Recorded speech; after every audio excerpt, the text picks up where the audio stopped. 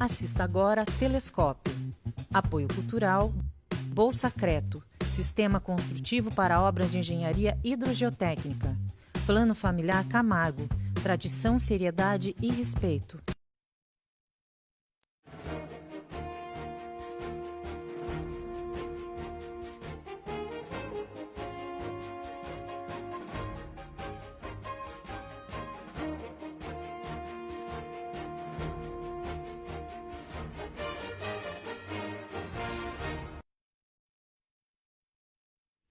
Vamos que vamos, Itapetininga, para mais um programa Telescópio que você assiste aqui na TV Itapê, a TV que mostra a nossa gente. Você que está assistindo o Telescópio já sabe que para sintonizar é muito fácil. Você coloca no canal 8 da NET, ao vivo, com várias reprises, ou também ao vivo, ou no horário que for mais conveniente, através do facebook.com/TV Itapê e do youtube.com/TV Itapê número 2. Nesses canais, além de você conseguir assistir e curtir, você pode mandar sua mensagem participando ao vivo aqui conosco, se for o caso, e compartilhar, levando a nossa mensagem para todo o planeta Terra. Nossa conversa de hoje, nós passamos as eleições, mas ainda vivemos sobre a política. Aliás, para sempre viveremos, ou não.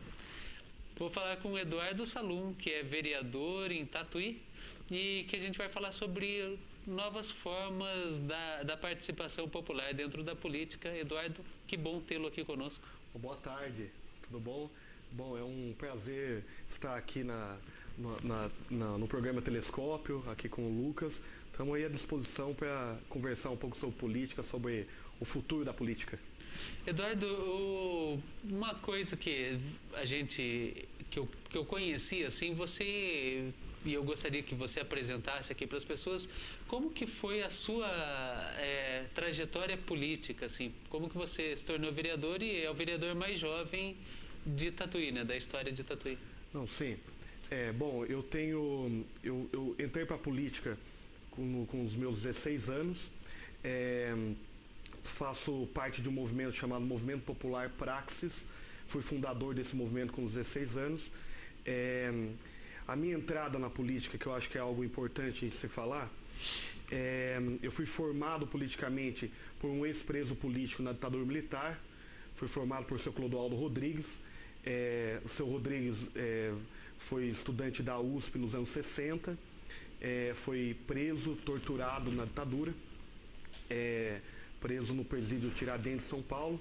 Ele foi de um grupo em resistência à ditadura chamado POLOP, Política Operária.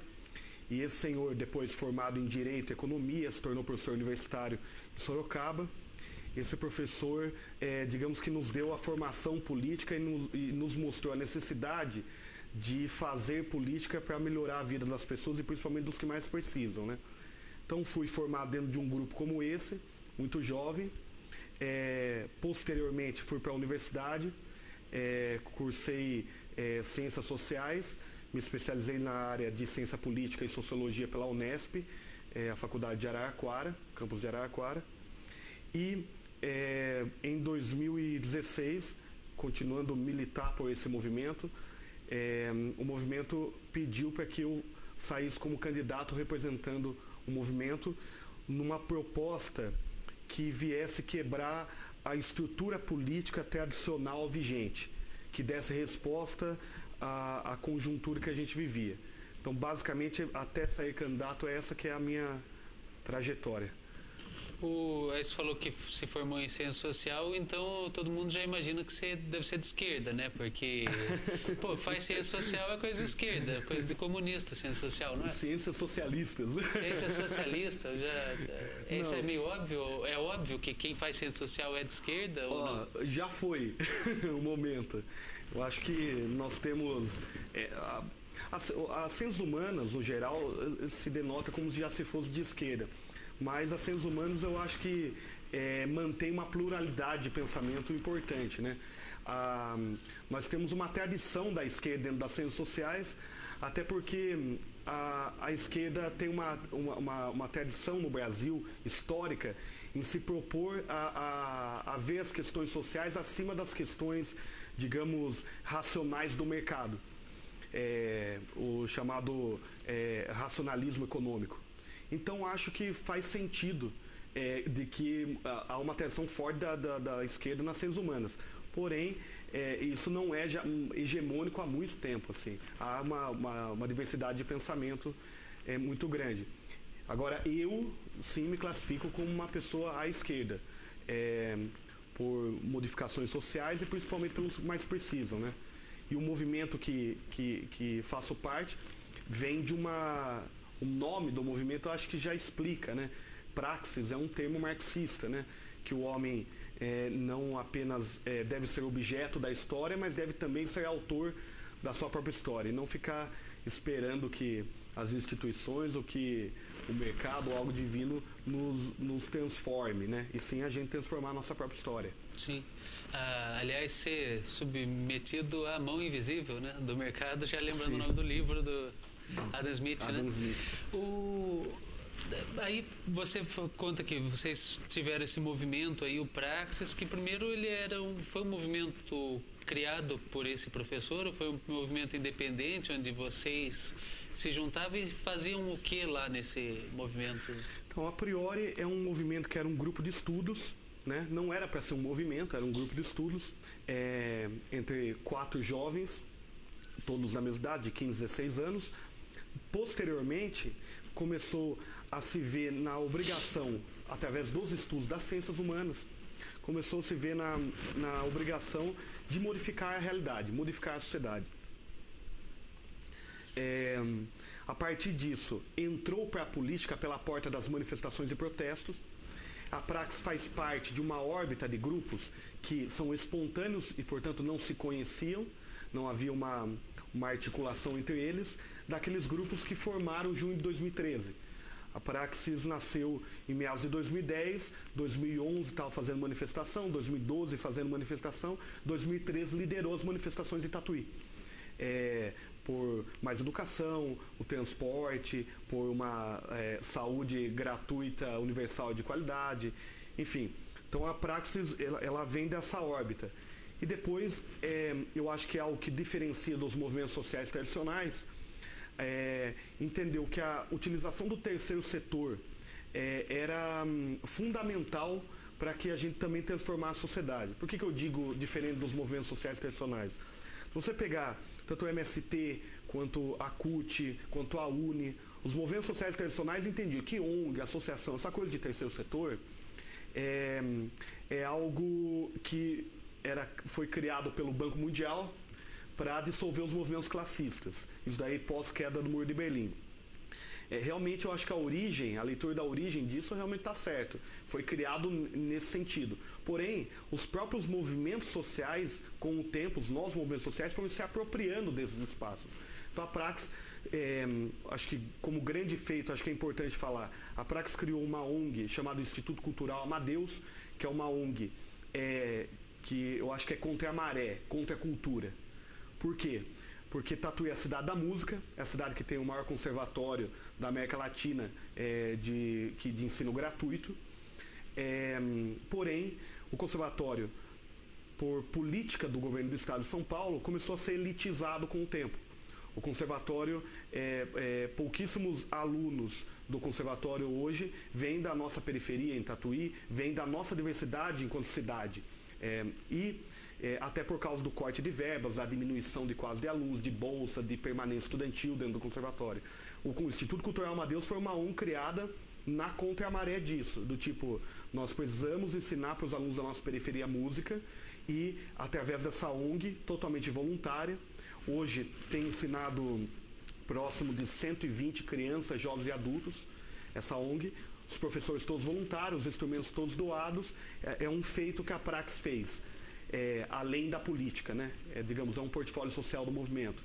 A Praxis fez a virada cultural em Tatuí, que também é uma crítica ao governo do estado, visto que Tatuí é a cidade da música e não recebe a virada cultural do circuito estadual, oficial do estado de São Paulo. Então, se Tatuí não recebe, façamos nós a nossa própria virada cultural.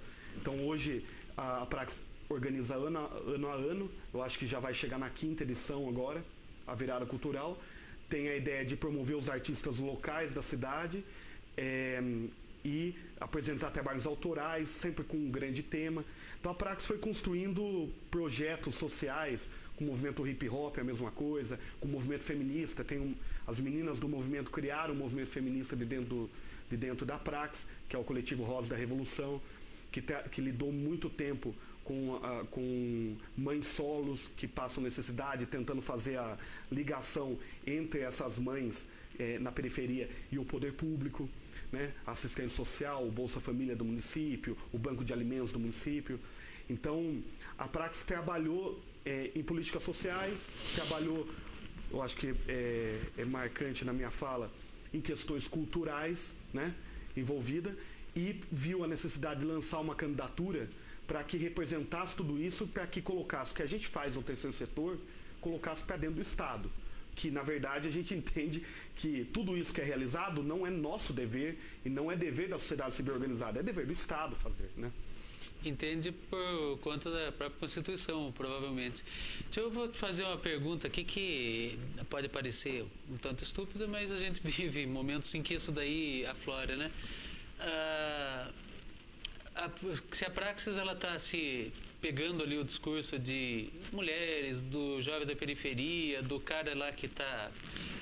Você citou outros casos, né, de pessoas que se sentem à margem da sociedade, e fica fácil o trabalho de vocês, porque vocês sempre vão ter público. Isso se resume, isso é uma crítica, pergunta ao mesmo tempo. Como você rebate a isso, né? Eu acho que se tivesse uma sociedade justa, né, ideal, não necessitaria existir esse tipo de trabalho, né?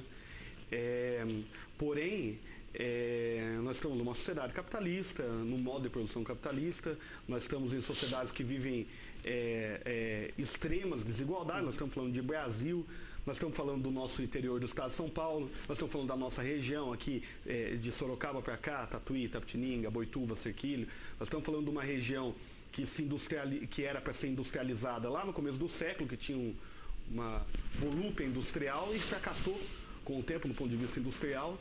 É uma região que Itapetininga conseguiu ainda se estabelecer economicamente através da questão rural, né? do agronegócio, em grande parte aqui. Porém, a gente vê uma falta de políticas sociais que garantam igualdade social, que trabalhem visto isso, né? E Tatuí não é diferente. Então, esse tipo de atividade vai ter que existir até que a gente viva uma sociedade ideal, né? E que a gente acredita que é possível um dia, assim, né? E aí, tá tendo uma chuva aqui de likes no Facebook e o Diego Figueiredo está dizendo que tem muito orgulho disso, né? Disso que está acontecendo. Obrigado, Diego. Assim, aí vocês, enfim, começaram pelos movimentos sociais. Aliás, tem uma coisa que falou que no movimento 2013 vocês lideraram. Em algum momento, segundo Gessé Souza, o movimento de 2013 foi apropriado por um setor que era oposto ao interesse do movimento. E, por exemplo, o MPL se tornou MBL e as questões eram opostas totalmente. Vocês saíram das manifestações em algum momento ou continuaram em 2016?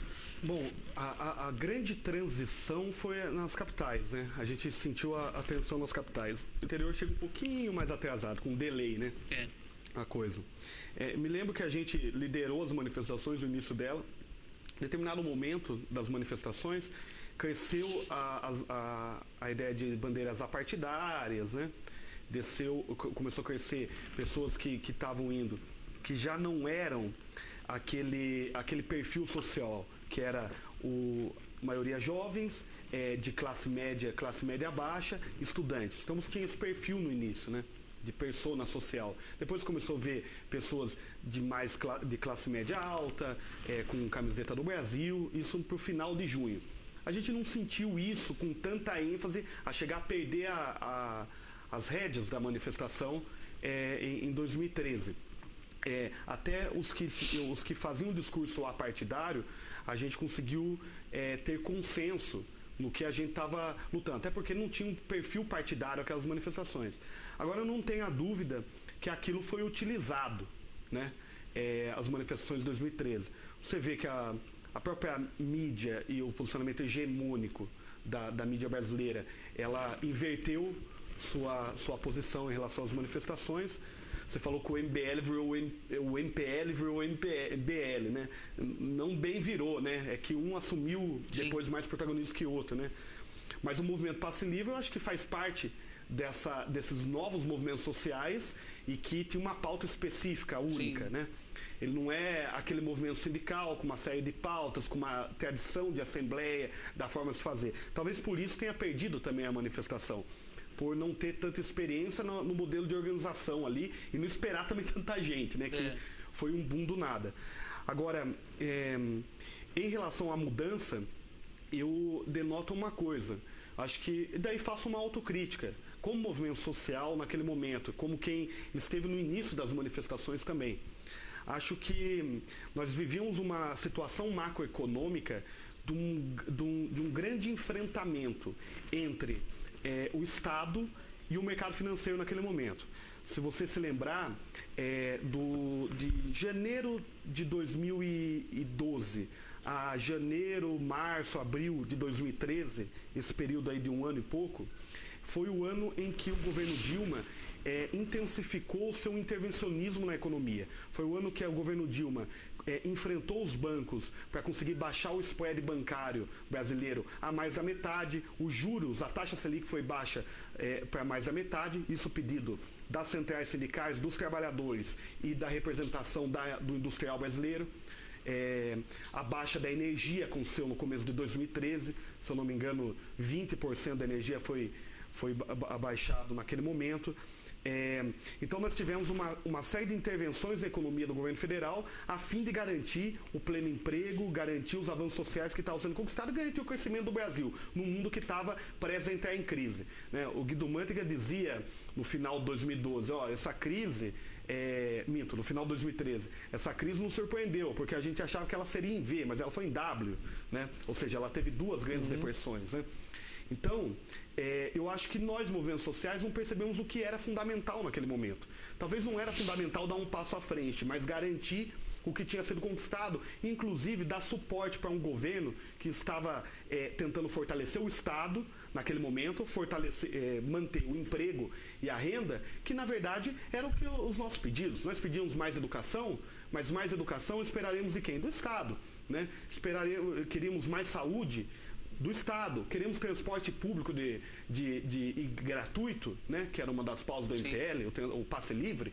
Se a gente quer o transporte público, a gente vai esperar que o empresário vai prover pelo transporte, pelo passe livre? Não, né? Quem vai prover pelo passe livre é o Estado, ele que vai subsidiar, né? Então, eu acho que houve também uma falta de leitura dos movimentos sociais naquele momento. É uma coisa muito difícil de falar, inclusive para a minha geração, isso daí. Mas nós estamos, acho que, no momento de começar a construir autocríticas. Sim, claro. E também, aí teve, inclusive, essa cooptação foi justamente por não ter compreendido ali o que estava sendo feito, né, eventualmente.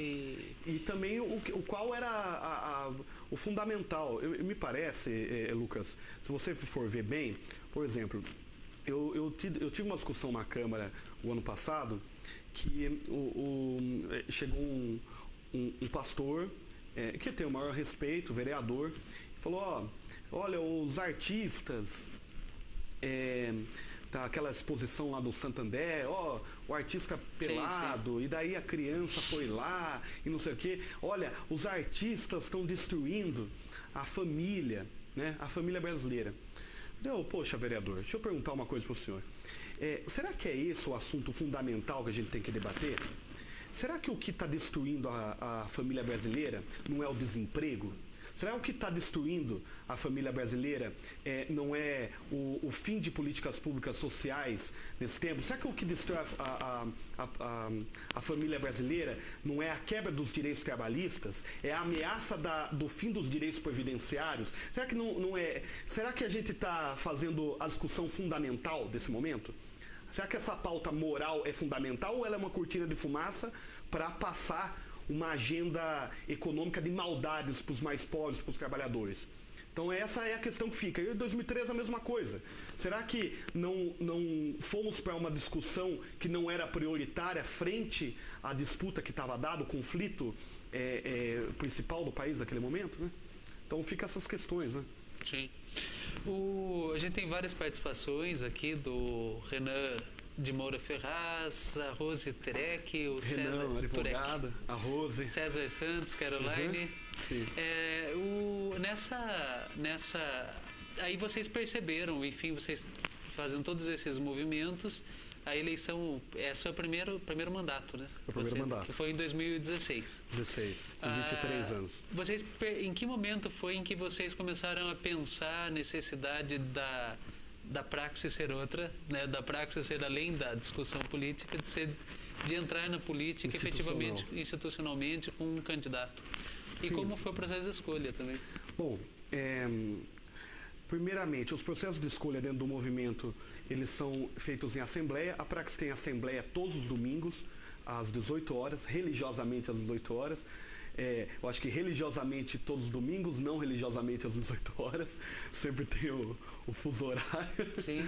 Né? Porém, essa assembleia, onde todos estão iguais, essa assembleia, e são tirados os grupos de trabalho e onde todo o movimento presta conta do que tem sido feito nessa assembleia. Eu presto conta também para a Assembleia da Praxis sobre o meu mandato o tempo todo. Né? A Assembleia da Praxis funciona como um outro laboratório para mim, onde eu pego reivindicações e presto conta do meu mandato também todos os domingos. Bom, como que foi, em que momento foi a provocação para que isso seja formatado? Né? Primeiro a gente percebeu, como tinha dito, que a gente tinha que entrar para dentro do Estado e fazer o que a gente fazia no terceiro setor, na sociedade civil organizada, fazer dentro da instituição. Bom, Lucas, o diagnóstico que a gente teve do momento é que, politicamente, por mais de acertos e erros que possam ter culminado ali em 2013, tem uma grande mensagem que 2013 trouxe para nós em relação à nossa conjuntura política. E daí eu não falo só de Brasil. E daí eu falo de América Latina, eu falo das Américas, eu falo de Europa, do Ocidente, eu falo de... Hoje está se alastrando pelo mundo inteiro. A única coisa que era unificado em 2013 era uma frase chamada "não me representa". Não me representa e não me representa. A única coisa que era unificado. Sabe, Lucas, isso demonstra para nós, e o diagnóstico que nós tiramos, e o que fez a gente lançar uma candidatura, foi o fato que nós temos uma crise de representatividade hoje, não só no Brasil, como no mundo. Occupy Wall Street e a própria eleição de Donald Trump demonstra a crise de representatividade nos Estados Unidos. A criação de outros partidos à esquerda na Espanha, como Podemos. A geringonça ganhar em Portugal. A Primavera Árabe demonstra também essa crise de representatividade. Ou seja, o que seria isso? Ninguém nos representa, nem os políticos nos representam, vereadores, deputados, senadores, as instituições não me representam mais, a Câmara, o Senado, o Executivo não me representa, o Judiciário muito pouco me representa, até as próprias entidades tradicionais, como os próprios sindicatos, não estão nessa órbita dessa crise de representatividade. Bom, dentro dessa crise, a gente vê dois caminhos. A gente já via lá, isso analisando 2015, 2016, e que parece que hoje é muito mais claro. Nós temos dois projetos de sociedade que concordam em uma coisa. Estão se apresentando com superação a esse momento que a gente vive. Concordo em uma coisa, a democracia representativa, a forma que a gente vive, está fracassada. Nós precisamos dar um passo à frente nesse modelo de democracia. Então, de um lado, nós temos um pensamento autoritário, um pensamento forjado por Jair Bolsonaro, Marcos Feliciano dentro do Congresso, outras lideranças à direita. Essas lideranças entendem que se a democracia representativa está ruim, nós devemos voltar para um passado militar ou algo que se aproxime daquilo. Né? Um passado onde se torturava, um passado onde se impunha a censura, um passado onde não se tinha o mínimo da liberdade de expressão, né? E de organização e a liberdade, muitas das vezes, inclusive do voto. né? Então, você tem esse pensamento se apresentando como superação do momento. Bom, o outro pensamento, que daí eu me incluo, entende que se nós temos uma democracia ruim, primeiro temos que respeitar como ela foi construída, né? A democracia, por pior que esteja a nossa democracia no momento que nós vivemos, a democracia representativa, ela foi conquistada a duras penas, há muito sangue derramado. Então, primeiro temos que fazer essa avaliação. E segundo, temos que andar adiante, temos que andar para frente. Como? Com mais democracia.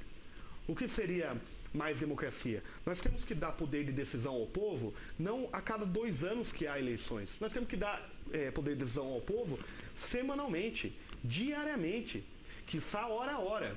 Nós temos que dar poder às pessoas que elas pagam seus impostos, o Estado organiza esse dinheiro e que tem que prover pelo bem-estar da população. E nada melhor do que as pessoas decidindo, junto com o Estado, o bem-estar. Me perguntam, né? Fala assim, mas se o Estado, nós estamos vivendo uma crise econômica, esse é o melhor momento para se fazer a democracia participativa. O melhor momento de chamar as pessoas para decidir. Porque nos momentos de facilidade, o político ele dá presente para o povo. Ele dá presente, ó, tô dando um viaduto, é um presente pro povo, tô fazendo uma escola, é um presente pro povo, tô fazendo mais um hospital, é um presente pro povo. No momento de dificuldade, é o momento que mais é necessário que o povo participe, o povo entender que ou a gente tem que definir prioridades sobre as coisas, a gente precisa disso ou precisa daquilo, né? Bom, e como que se chama então essa transição que me parece irresistível para o mundo hoje? É a transição da democracia representativa para a democracia participativa, onde o povo tenha poder de decisão nas escolhas políticas além de 2 em 2 anos, em 4 em 4 anos. Bom, em cima disso, a gente percebeu que nós éramos um grupo onde estávamos vivendo essa conjuntura política, que de repente a novidade estivesse na democracia participativa, porém com inúmeras dificuldades estruturais. As campanhas eleitorais, eu acho que não falo só por Tatuí, mas falo a nossa região aqui, em grande parte, as campanhas eleitorais, elas têm por trás dela um forte apelo financeiro ou uma família tradicional por trás dela. E nós não tínhamos nem um forte apelo financeiro, nem uma família tradicional por trás. Então, como romper essas barreiras? Em primeiro momento, entender como se faz uma campanha tradicional na política hoje. Então, se o vereador ele tem que buscar uma meta de 1.500 votos hoje, ele chama 15 cabos eleitorais e dá para cada 15 desses cabos eleitorais a tarefa de 100 votos. Para eu pegar e durante 3 meses dar a tarefa de 100 votos para cada um desses 15, para cada uma dessas pessoas eu vou ter que liberar essa pessoa necessariamente. Liberar ela do serviço dela, dos afazeres familiares dela, eu vou ter que assalariar essa pessoa. É uma coisa muito comum. Aí é a primeira órbita de financiamento das campanhas eleitorais. Esse é o primeiro estágio de financiamento. Quando essa pessoa está conversando com essas 100 pessoas, elas não vão ter a tranquilidade como nós estamos tendo aqui, olho a olho, de conversar. Portanto, ela vai ter que investir em propaganda de massa. Tendo esse investimento em propaganda de massa, você financiariza mais a campanha ainda. E daí você tem um terceiro estágio. Como você não tem o tempo necessário para você convencer a pessoa e chamar essa pessoa para esse projeto, essa pessoa ela está fazendo ela não está sendo convicta desse projeto necessariamente, você vai ter que comprar votos. E comprar votos significa fazer o assistencialismo de campanha, dar a cesta básica, a dentadura, o saco de cimento, ou tipicamente comprar o voto mesmo, dar o dinheiro para a pessoa votar e depois ver se caiu lá na urna o voto daquela pessoa.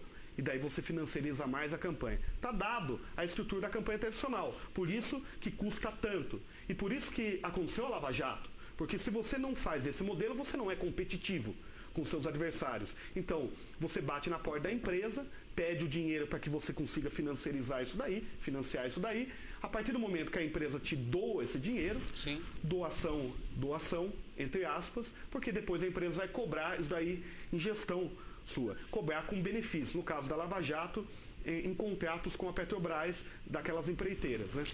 Antes que você explique como que foi, esse é o processo tradicional que muitos ouvem falar, alguns já viram, alguns já receberam para votar. Claro. Mas antes de saber agora do seu processo, a gente vai fazer um rápido intervalo, nós já voltamos. Tá ok.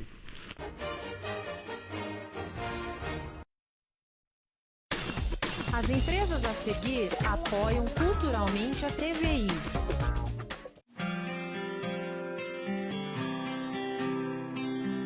O Resort La Isla, situado no município de Prado, no sul da Bahia, sofre graves danos ambientais decorrentes de severas ressacas marítimas, com grande destruição de parte de sua infraestrutura turística.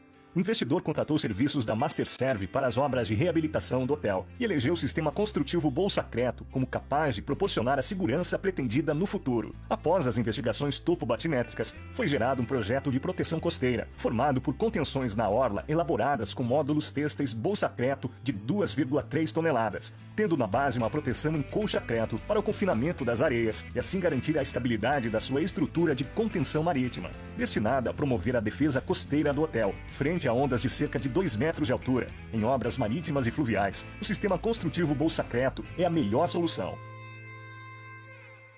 Vila Rosa Restaurante e Rotisserie, aberto todos os dias para almoço, com serviço de marmitex e um self-service com 20 tipos de saladas e pratos quentes, massas artesanais, pratos típicos da culinária brasileira e vários tipos de assados aos finais de semana. Espaço para seu evento empresarial ou com amigos e familiares para o jantar, com várias opções de cardápios. Vila Rosa Restaurante e Rotisserie, Rua Quintino Bocaiúva, 929, Centro, Itapetininga. 3272-5430. Itapetininga oferece serviço inédito na saúde. É o Centro de Reabilitação Municipal, com fisioterapia, hidroterapia e ecoterapia. Outro serviço é o programa Em Casa. Pacientes recebem medicamento para glaucoma. Procure a Prefeitura de Itapetininga. Localizado no coração de Itapetininga, o edifício Catedral tem tudo por perto, para proporcionar aos seus moradores mais praticidade e muita segurança. O edifício Catedral foi idealizado para atender os mais altos padrões de qualidade. Inspirado na arquitetura londrina, oferece aos seus moradores uma infraestrutura completa e moderna de lazer e convivência. Além disso, oferece diferenciais que fazem do Catedral um empreendimento único.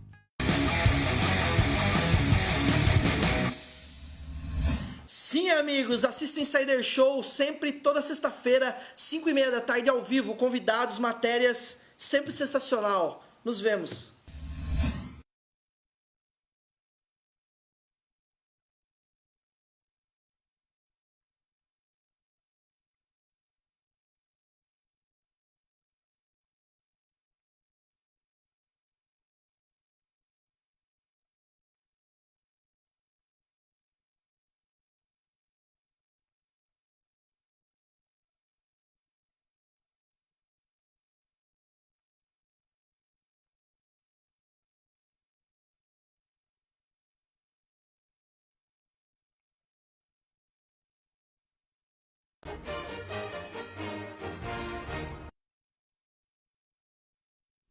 Voltamos com o nosso telescópio que você assiste aqui na TV Itapê.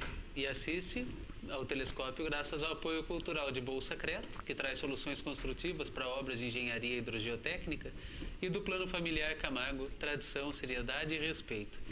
Eu estou aqui numa conversa muito legal com o Eduardo Salum, que é vereador em Tatuí e está contando sobre como foi a construção do seu mandato, que foge um pouco do tradicional. A gente explicou sobre o mandato tradicional, como é que é feito, né, a construção. As pessoas estão nos acompanhando já viram, né, e já vivenciaram o tradicional. O que o seu projeto tem de novo e de diferente dessa forma de ter alcançado a vereança? Então, dadas as circunstâncias de não ter uma família tradicional por trás e não ter um financiamento de campanha para fazer a campanha ao modelo tradicional, utilizando o mesmo exemplo daquela meta dos 1.500 votos, né? Então, se nós não temos dinheiro para pagar 15 pessoas que busquem 100 votos cada uma dessas pessoas, então façamos o contrário. Trazemos 150 pessoas que busquem cada uma delas 10 votos. Se eu pegar, Lucas, e pedir para você, Lucas, vai e convença 10 votos que venha votar na nossa campanha, no nosso mandato. Você não precisa sair do seu emprego para isso. Você vai conversar com os seus familiares, com o pessoal do clube, da igreja, com o pessoal do seu trabalho. Você não precisa sair dos seus afazeres normal.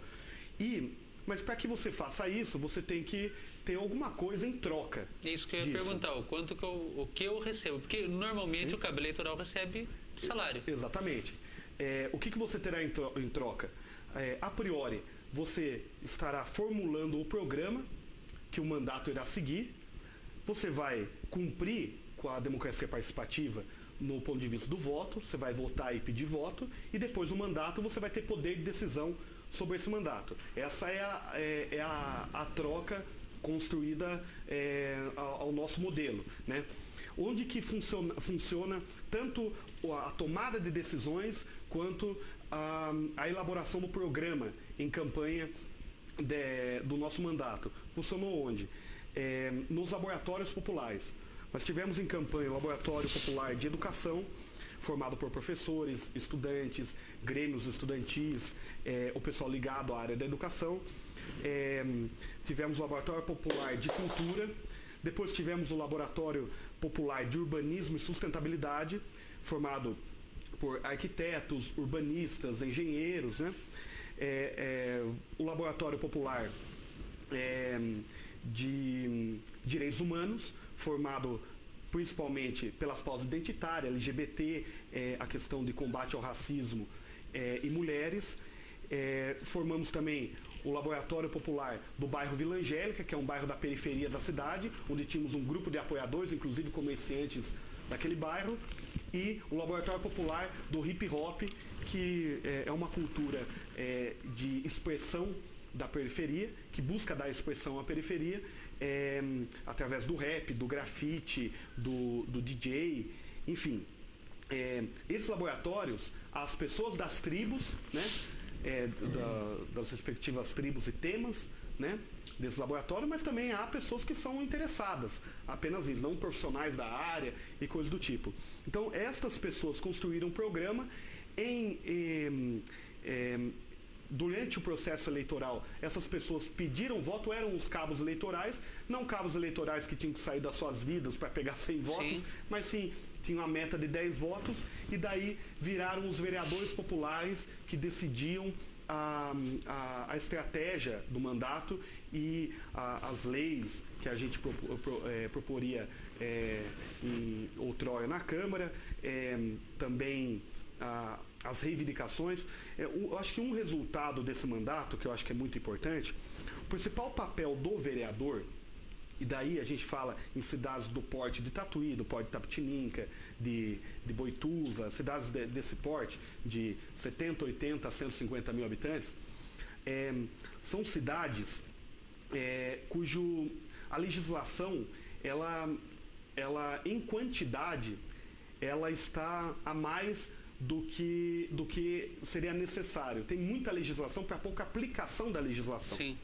E para essas cidades, o vereador, o principal papel do vereador não é de fato criar a legislação, e sim cobrar para que ela funcione. Ou seja, como que se chama isso? Fiscalização.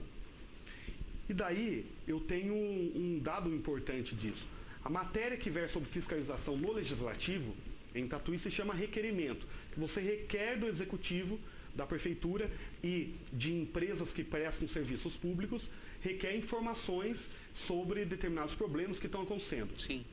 É um instrumento importantíssimo para o vereador, porque pela nossa legislação, o prefeito ou a prefeita tem que nos responder até em 15 dias úteis essas questões, senão automaticamente é levado ao Ministério Público e pode ter seu mandato cassado por improbidade administrativa. Então é uma ferramenta fundamental para o vereador, você pode perceber. O nosso mandato é um mandato hoje dentro do Legislativo que tem mais requerimentos da história de Tatuí. Isso em 2 anos de mandato.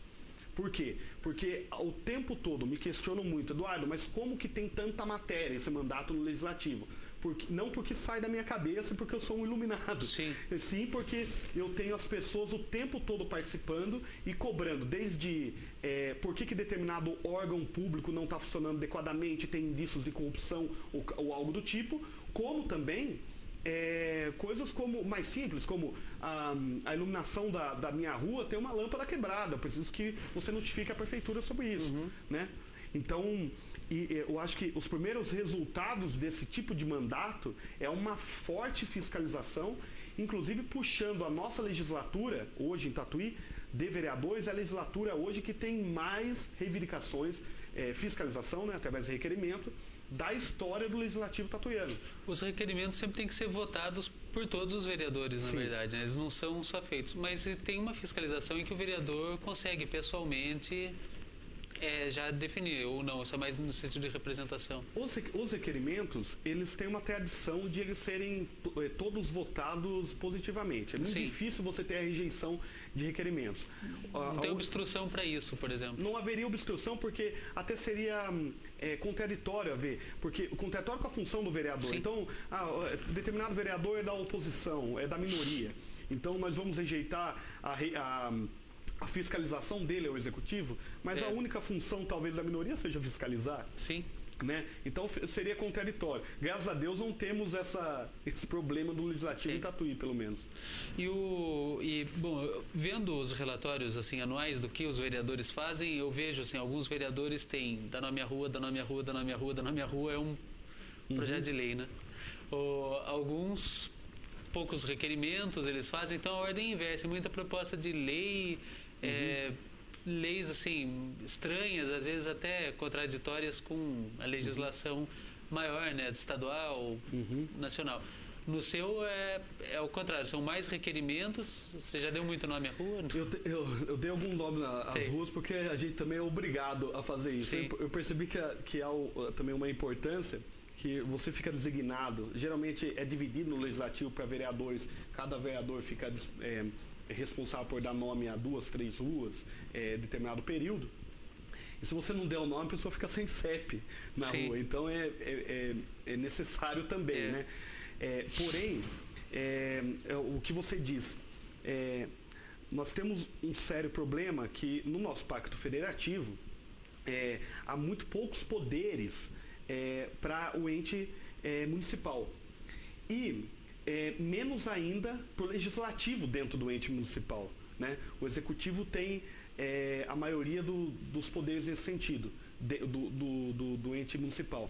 Então, para o ente municipal, pela Constituição, nos sobra questões mais vinculadas a proibições para a iniciativa privada, de coisas que não ultrapassam a Constituição, obviamente, e propriamente questões relacionadas a costumes, né, do município. Eu acho que o que é muito importante que façamos é a avaliação, por exemplo, da lei orçamentária. No final dos anos que passam, a gente faz a avaliação para o ano seguinte da lei orçamentária. Então, acho que fundamentalmente o vereador tem esse papel. E o que eu tenho tentado me dedicar, e vou tentar me dedicar posteriormente, não fui vitorioso nesses 2 anos, é mudanças regimentais na órbita das regras que ordenam, né, normativamente a Câmara Municipal.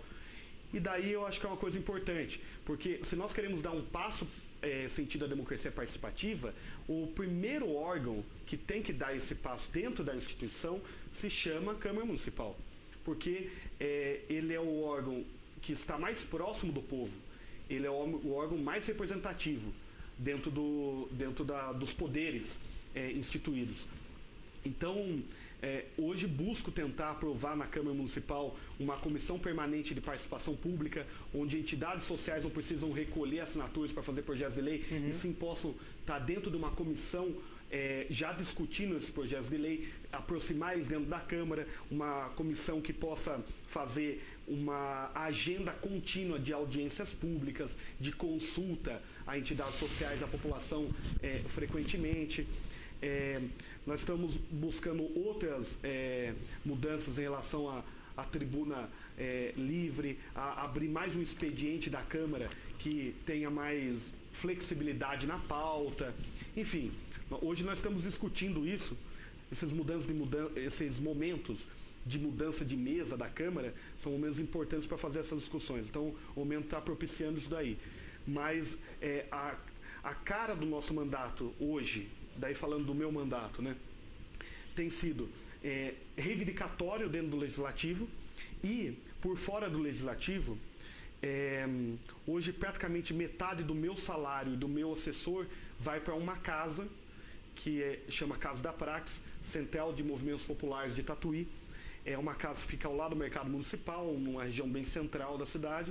Essa casa é onde o coletivo feminista faz suas reuniões, o movimento hip hop faz suas reuniões, os laboratórios populares fazem suas reuniões, onde o Instituto Cultural Amadeus ensina música.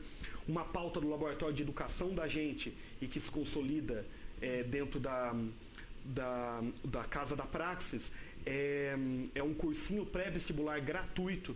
É o primeiro cursinho pré-vestibular gratuito intensivo em Tatuí. Funciona todos os dias, de segunda a sexta, das 15h para 7 às 10h20 da noite. Tem plantão de dúvidas à tarde. Nós conseguimos montar uma biblioteca para os estudantes terem esse plantão de dúvidas. Os professores, inclusive temos professores aqui de Itapetininga que dão aula lá. Os professores são todos voluntários. Nós temos o prazer de ter professores que são especialistas em cursinho. A nossa equipe hoje está com 24 professores. Dos 24, cerca de 18 ou 19 professores são professores de cursinho, ou do Ângulo, do Objetivo, do Etapa, que são cursinhos famosos. Talvez a gente tenha a melhor equipe de cursinho, mais voltado para a periferia, que se consolidou naquela casa. Carteiras doadas, o retroprojetor doado, a lousa doada. Então, o mandato também busca fazer esse trabalho de organização da sociedade civil. Sim. Né? Para eu fechar uma ponta que ficou aberta e também para resolver uma curiosidade que eu fiquei aqui, né, a gente falando nos processos tradicionais e no processo, o seu processo de construção, né, o processo da praxis de construção de uma candidatura. Sim. Porque até a escolha do candidato não foi uma escolha óbvia, não foi uma imposição, né, foi Sim. uma escolha coletiva.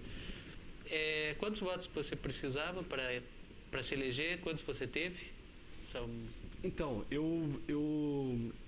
a gente fez geralmente você faz um projeto de metas, né? A nossa meta foi, assim, para ficar confortável, teria que ser 1.500 votos, né? Mas sabia que a coligação posta para a gente, por volta de 700 a 800 votos, eu entraria na Câmara. O vereador, o candidato a vereador, ele disputa, os parlamentares no geral, né? A eleição é chamada proporcional, né? A gente disputa dentro da chapa da gente, né? Eu disputei com um grande líder da Igreja Universal, dentro da minha chapa, disputei com um candidato a vereador do PT de 5 legislaturas, com um outro candidato muito forte também, apoiado pela Secretaria de Educação do município, e disputei com um maestro da cidade também de grande notoriedade. E até então não tinha notoriedade alguma, né? A chapa elegeu e me elegeu em cima de todos esses grandes quadros sociais e políticos da cidade, né? Foi uma surpresa. E a surpresa que nós tivemos foi a quebra de votos também que a eleição de 2016 apresentou. O crescimento de votos nulos e brancos fez com que a gente, com 682 votos, nós entrássemos e conseguíssemos uma cadeira na Câmara Municipal. Sim. E aí, agora falando de futuro, né? Pensando aqui, a gente já pensou no como é a construção, isso é bem interessante, mas qual que é o futuro de quem você já se entregou, a gente está deixando para não afastar os telespectadores, isso é do PT, já falou, já que foi eleito pelo PT. Partido dos Trabalhadores. Não afastar os telespectadores é uma brincadeira, porque há um momento, né, de perseguição. E interessante, inclusive em 2016 ter conseguido eleger alguém do PT, sendo que o PT sofreu uma redução nos seus quadros políticos, né? A nossa grande região de Sorocaba, o PT, antes de 2016, tinha 34 vereadores, o PT passou a ter 7 vereadores. Sim. Tinha 3 prefeituras na nossa região de Sorocaba, passou a ter nenhuma. Então foi um movimento em Tatuí de contra a maré no caso da nossa candidatura, assim. E nessa construção, assim, como você vê essa solução dessa crise de identidade, de representatividade que está acontecendo? como é que as pessoas vão conseguir voltar para a política? Porque afinal você não tem muito escapatória fora da política, talvez não tenha escapatória fora da política. Como você vê esse momento e o que será feito em diante, né? Sim, eu acho que nós estamos vivendo um momento atípico. A política brasileira, ela nunca experimentou a radicalização política da forma que experimentou agora. Nós chegamos próximo a essa radicalização anterior a 64. Falando por voto, né, na verdade. Por via de voto, claro. Sim, claro. Nós nunca experimentamos uma radicalização, mas tivemos uma radicalização parecida, principalmente depois que o Jânio renuncia, né, na política brasileira. Nós estamos vivendo um momento novo e atípico. Até porque nós não temos muito tempo de Constituição, não temos muito tempo de democracia, né? Estamos vivendo aí uma Constituição Cidadã de 88 e estamos tentando cumprir ela desde então. Acho que nem um terço dela a gente conseguiu, de fato, colocar em prática. A nossa Constituição, que é uma das mais avançadas do mundo, inclusive a Constituição Cidadã de 88. Eu acho que nós demos uma guinada autoritária, né? A eleição de Jair Bolsonaro representa isso, mas mais do que uma guinada autoritária, eu acho que foi uma resposta da população ao desprezo às instituições e à política. Como superar esse desprezo? Eu acho que a agenda posterior a isso é o seguinte. Primeiro, eu acho que é importante dizer uma coisa. Dizem que a nossa sociedade ela é uma sociedade com posicionamento político à direita. Eu não concordo com isso. Eu acho que nós, desde que a gente começou a ter pesquisa qualitativa no Brasil em relação à opinião pública, isso eu estou falando de algumas pesquisas arcaicas, já na época de Getúlio Vargas e até hoje, nós sempre tivemos o mesmo cenário, que é a população brasileira, do ponto de vista da moral e dos costumes, ela é sim conservadora, ela tende ao conservadorismo, e no ponto de vista econômico, ela é progressista, ela defende a intervenção do Estado na economia, principalmente para prover pelos mais pobres, ela defende política pública social. Eu acho que há uma agenda colocada de moral e costumes conservadora e que tenta hoje ser eu acho que o mercado, as elites se propuseram a construir junto com o Bolsonaro agora, pelo fato de a agenda econômica dele ser tão impopular, de tamanha maldade, digamos assim. Estou falando de reforma trabalhista, estou falando da PEC do teto dos gastos, estou falando da reforma da Previdência, e que tem causado desemprego terrível, causado muito sofrimento para o nosso povo. Veja bem, é tão impopular que eu tenho que colocar a cortina de fumaça dos costumes à frente. Então, só que assim, por costumes, você não enche a barriga de ninguém. E ainda nós não chegamos a um momento de recessão que a gente voltou a como era no governo Fernando Henrique. Os números dizem isso. Se a gente intensivar essa agenda neoliberal, hoje, do ponto de vista econômico, de retirada do Estado, diminuição do Estado, nós vamos chegar a voltar para os anos 90. Até o Palmeiras voltou a ganhar título. Então, quer dizer, parece que o momento é propício para isso, né? Inclusive, parabéns aos palmeirenses aí pelo... Eu sou corintiano, mas tenho que parabenizar os palmeirenses sobre o título conquistado agora, né? Bom, mas voltando. Então, Lucas, entendo assim, a agenda de quem quer prever o futuro, mas a longo prazo, e não apenas a vitória política, o poder pelo poder, né? Precisaríamos intensivar a ideia da participação democrática, né? Avançar no ponto de vista da democracia, isso no ponto de vista político. Isso passa por uma reorganização e oxigenação das instituições. É uma agenda que tem que ser enfrentada, muito difícil, mas tem que ser enfrentada. E essa reorganização das instituições vão passar por quem será eleito para isso, e por isso nós precisamos de uma reforma política ampla. E essa reforma política parece uma entidade, quando a gente fala uma coisa espiritual, mas é uma coisa muito simples. Nós precisamos acabar com o financiamento empresarial, como foi acabado agora na última eleição do CNPJ. E a partir de agora nós temos que colocar limite para candidatos milionários. Isso é necessário também. Há candidatos que são milionários e estão tirando dinheiro de onde? Da própria empresa dele. Nada pode se burlar a ideia de que do lobismo empresarial dentro do poder público através desses candidatos milionários. Aliás, ele financia por ele mesmo a campanha, ele beneficia seus parceiros, porque o dinheiro dele não veio do além, veio da empresa dele, obviamente. Então, isso é uma pendência que tem que acabar. Eu acho que esse é o grande recado que a Lava Jato nos deu, nesse sentido, é o financiamento empresarial que tem que acabar. Em outro âmbito, entendo que nós precisamos de um fortalecimento do Estado, resgatar a credibilidade do Estado. O Estado hoje ele tem a imagem daquele grande paquiderme gordo que anda a passos lentos. E não, o Estado, como ele tem que ser o principal indutor da economia. E o lucro que o Estado tem que ter, é o bem-estar das pessoas, né? Ele não tem um lucro financeiro, de fato, ele não funciona como uma empresa. Então, nós temos que resgatar a credibilidade do Estado. Acho que são duas agendas que nós temos que seguir. Reformar as instituições através de mais democracia e resgatar a credibilidade do Estado. Por quê? Para finalizar, eu sei que eu falo bastante, peço desculpa por isso. Para finalizar, então assim, Lucas, no Brasil nós temos tradições também. E o que está dentro da nossa tradição é que o Brasil nunca teve um momento de crescimento econômico, sem o Estado estar intervindo na economia. Eu me refiro a Getúlio Vargas, me refiro a JK, me refiro ao segundo PND do Geisel, onde o Estado intervia na economia, a Lula, que o Estado intervia na economia. Todos os momentos que o Estado não interviu na economia, nós escolhemos momentos de recessão. Então, não existe na história do Brasil. Até porque nós também não temos um empresariado como é o empresariado francês ou americano, que é um empresariado que fez sua própria Revolução Francesa, iluminista, que seja. Sim. O nosso empresariado, ele não era uma classe que se revolucionou, né? que passou a vigorar. Não, ele é uma troca das mesmas famílias, dos mesmos atores escravagistas, né? Para dentro do capitalismo, para virar os grandes empresários. Sim.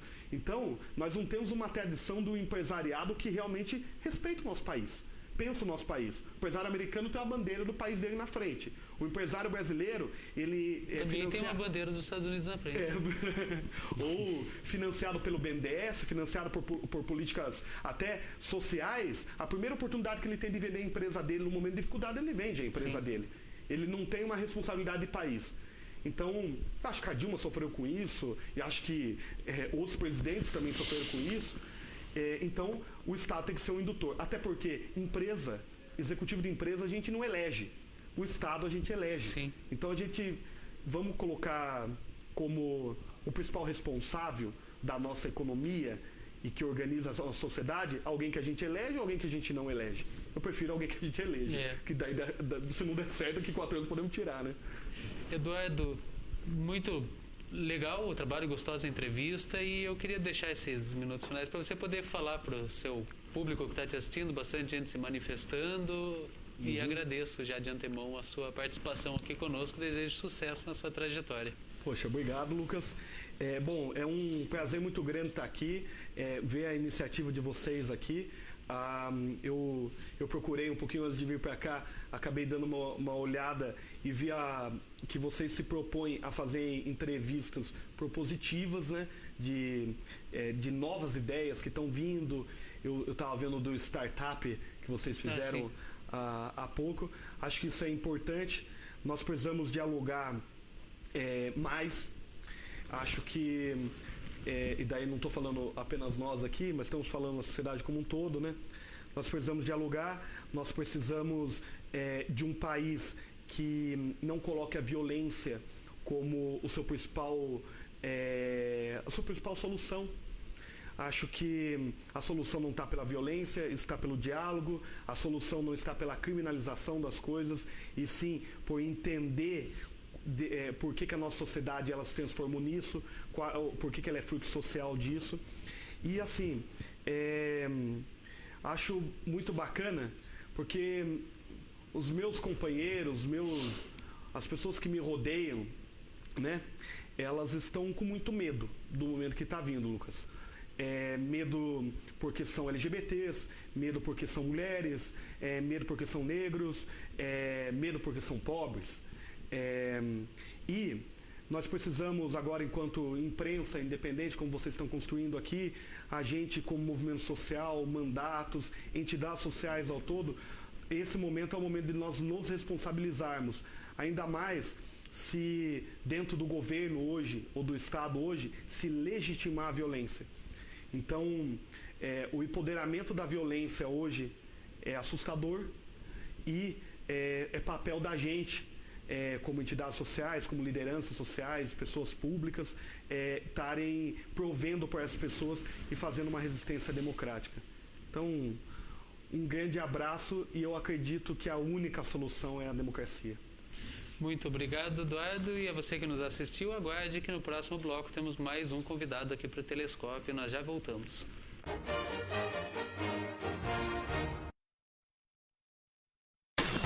As empresas a seguir